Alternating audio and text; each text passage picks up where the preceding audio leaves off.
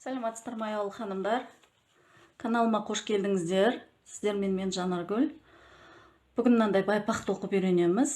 Осының 3 бөліктен тұрады бұл. Бірінші мынандай 6 бұрышты 3-тен 6 аяғымызға 6 мынандай домалақ кетеді. Бір парына 6 домалақтан 6 бұрыштан 6 домалақ тоқып аламыз осылай етіп. Содан кейін таваны бөлек тоқылады. Таванды бөлек тоқып үйренеміз. Сосын осыны барын біріктіріп тігетін боламыз. Енді қазір мен бұл 6 бұрышты 6 домалақтың 5-еуін міне тоқып қойдым. Енді қазір 6-шысын сіздермен бірге тоқып үйренетін боламыз. Бұған керекті заттар ілмек бізбен қайшы міндетті түрде керек болады. Одан кейін жаңа тоқып қойдым дедім ғой, 5-еу, содан қалған жіптер міне 3 жіппен тоқылады. Міне бісміллә деп бастаймыз. Бірінші осы фиолетовый жіптен басталады. Ортасы қолымызға былай етіп орап аламыз. Сосын мына жақтан жіпті алып шығасыздар былай қарай. Сөйтіп сосын мынаны қолыңызға домалақты былай ұстап аласыздар. Осы жерде 3 жіп тоқып аламыз. 3 жіпті іліп аламыз осылай деп. Сосын былай қарай мына 2-еуін тоқимыз. Содан кейін 2-еуін тоқимыз. Мына жіпті былай ілесіздер бізге. Домалақтың ішінен бізіңізді алып отырып, мына жіпті іліп алып, мына 2-еуін алғаш 2-еуін тоқып аласыз. Содан кейін мына 2-еуін тоқып аласыз. Тағы көрсетейін.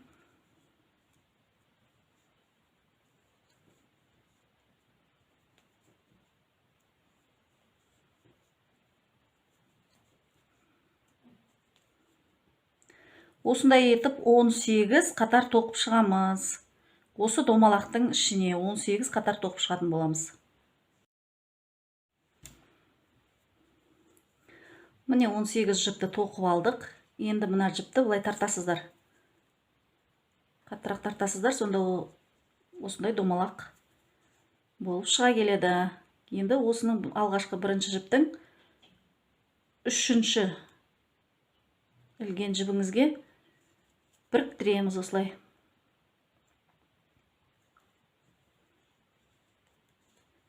Бұлай етіп біріктіріп аламыз. Бұл енді бұл жіпті қиып тастасаңыздар болады.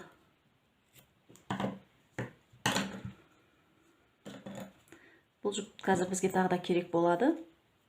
Енді мына жерден мынаны бұлай шығарып алып,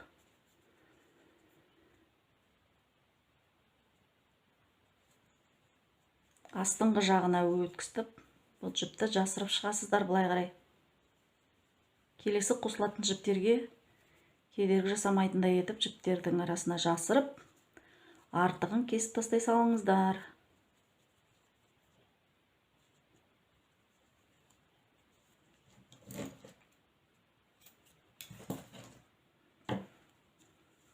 Мынаны да алдыңғы домалақтағыны да осылай.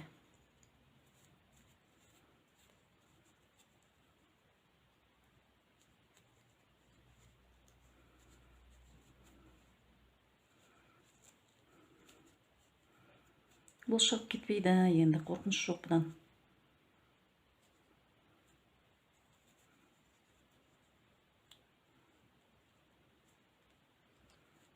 Мына тал-тал болғаннан кейін бізге іліну қиын болып жатыр.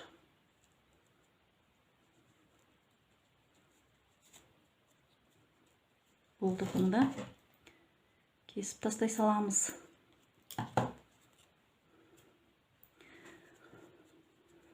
Осылай домалақ тоқып алдық. Енді келесі мына.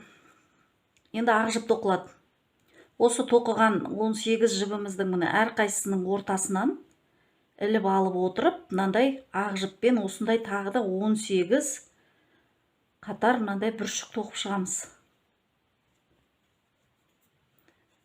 Бұл ақ жіппен іске асырылады. Ақ жіпті мына жерге қосамыз. Бірінші міне мына жіптің арасынан аламыз.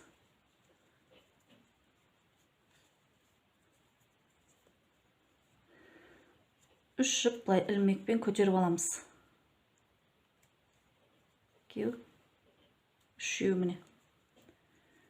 Бұл бірінші қатар болып есептеледі. Енді екі қатар жіпті былайынан бізге іліп аламыз да, жаңағы қойған жіп алған жерімізден мына жіпті іліп алып шығамыз. Тағы бір рет жіп іліп аламыз, тоқымаймыз. Барлығы 5 жіп болды міне. Алдыңғы жіп, одан кейін міне 2 рет іліп алғанымыз, барлығы 5 жіпті былай етіп біріктіреміз. Біріктіреміз да, мынаны бүйтіп іліп аламыз. Енді тағы бір жіп іліп аламыз қосымша. Тағы бір жіп іліп аламыз да, мына жіпті мына жерге қойып тоқып жіберсеңіздер болады, көрінбей кетеді. Екінші бір жіп іліп алдық. 2 жіп. Үшінші жіпті іліп аламыз. Осының барлығын біріктіреміз енді.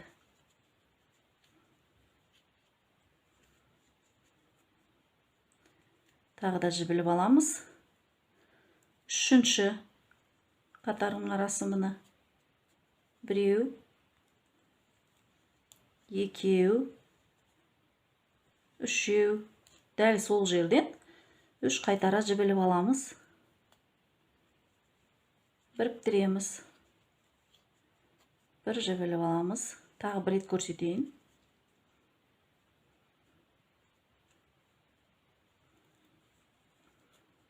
Біреу, екеу, үшеу.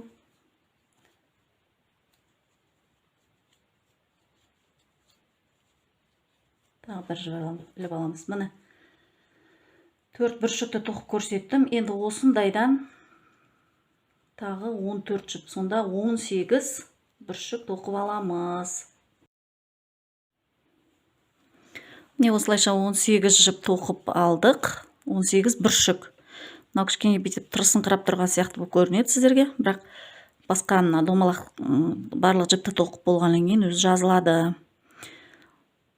18 жіпті тоқып алдық. Енді мына жерден ендігі кезекте жасыл жіп.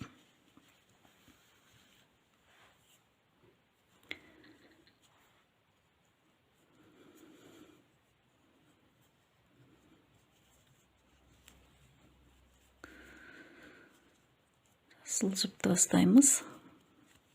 3 жіп тоқып аламыз. 3 ілмекпен тоқып аламыз. Одан кейін дәл осы жерге қайтадан бір іліп аламыз да, оны тоқып аламыз. Шиде 2 болды. Тағы да дәл осылай қайталап үшіншісін тоқып аламыз. 3 жіп болды. Енді осы үшеуін біріктіреміз. Жіп іліп аламыз. Келесі бүршіктің ортасынан тағы дәл солай жасаймыз. Іліп алып тоқимыз. Іліп алып тоқимыз. Іліп алып тоқимыз.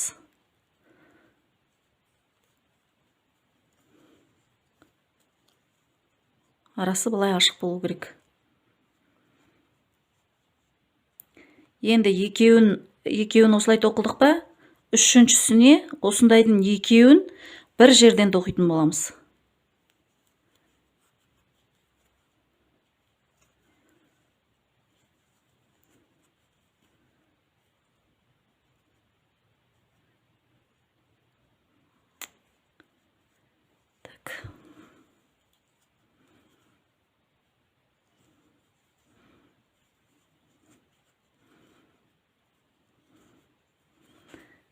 Біреуі тоқылды.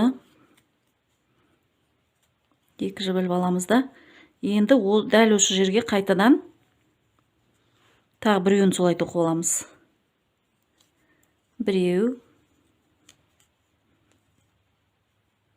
екеу,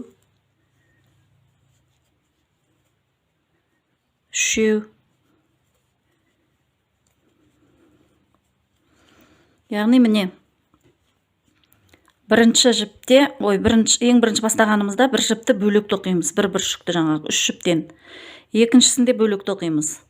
Ал үшінші жіпке келгенде, үшінші бүршікке келгенде, бір алған жерімізден осындай қылып екеу тоқып аламыз.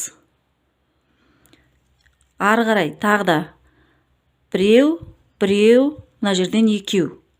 Әр екі бүршіктен кейін үшіншісінде екеу, бір жерден екеу тоқып аламыз. Осылайша айналдыра 18 жіпті осылай тоқып шығамыз. 18 қатарды осылай тоқып шығамыз.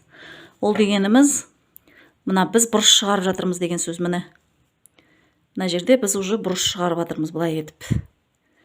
Біреуі бір тоқылады, екіншісі тағы бір жіппен тоқылады, үшіншісіне міне мынандай екеу тоқимыз бір жерден. Сонда мына бұрыш. Тағы да біреу, екеу, мына жерден екеу бірге. Бұл да бұрыш міне. Осылайша жасыл жіпті тоқып шығамыз. Міне жасыл жіпті аяқтап, ашық фиолетовый түстегі жіпті қостық. Енді бұл фиолетовый жіппен бір-ақ қатар ғана тоқып шығамыз міне.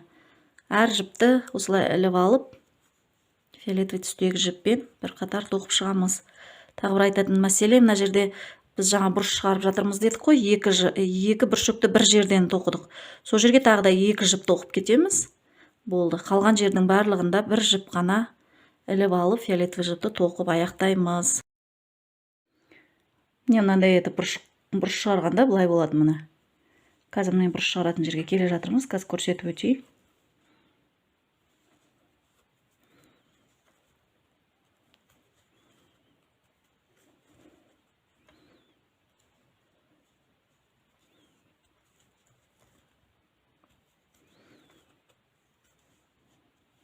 Мына жерде жіпті өсіретін боламын.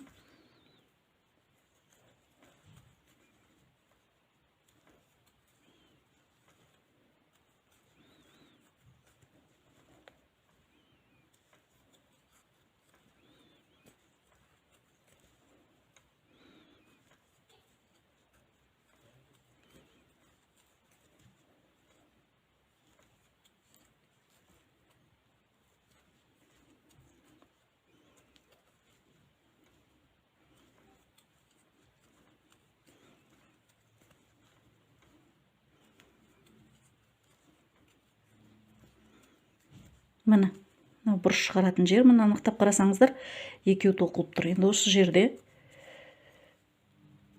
екі жіпті өсіреміз да, дәл сол жерге қайтадан тағы бір жіп тоқып аламыз. Міне осылайша бұрыш шығады. Мына жерде бір бұрышымыз, мына жерде екінші бұрышымыз шығып келе жатыр. Осылайша айналдыра тоқып шығамыз. Осылайша жұмысымызды аяқтадық. 6 бұрышты, 6-шы домалағымызды тоқып алдық. Енді міне осының барлығын қосып, 3-3-тен 2 аяғымызға тігетін боламыз. Ол қалай іске асырылады? Былай етіп үшеуін аламыз. Үшеуін аламыз да былай қойып,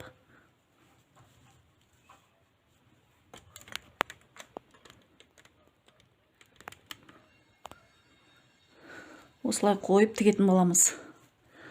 Мына жағын тігеміз, біріктіріп, былай тігетін боламыз. Былай, былай. Сонда бұл осы жағы тігілген кезде міне былай болып шығады мына.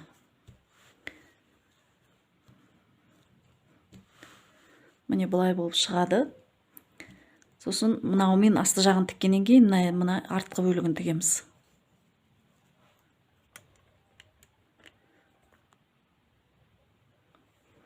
Оны мына қалған ақ жіппен тігетін боламыз. Мынаны былай ішке қаратамыз да.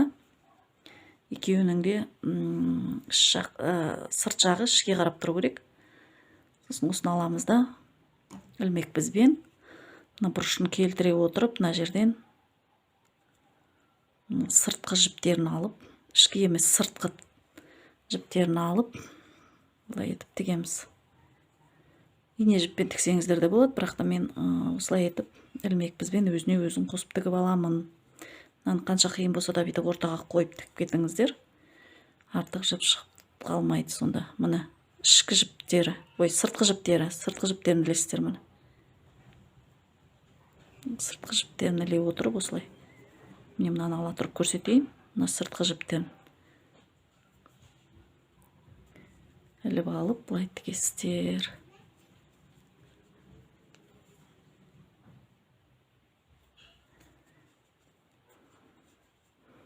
Міне сыртқысы.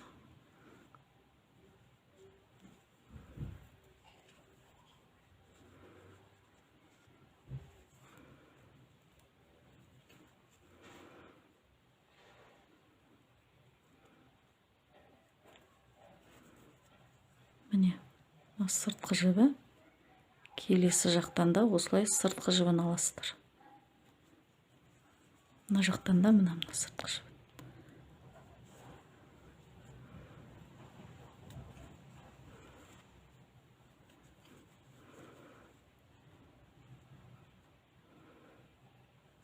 Олай істейтініміздің себебін қазір жағын аударған кезде көрсететін боламын.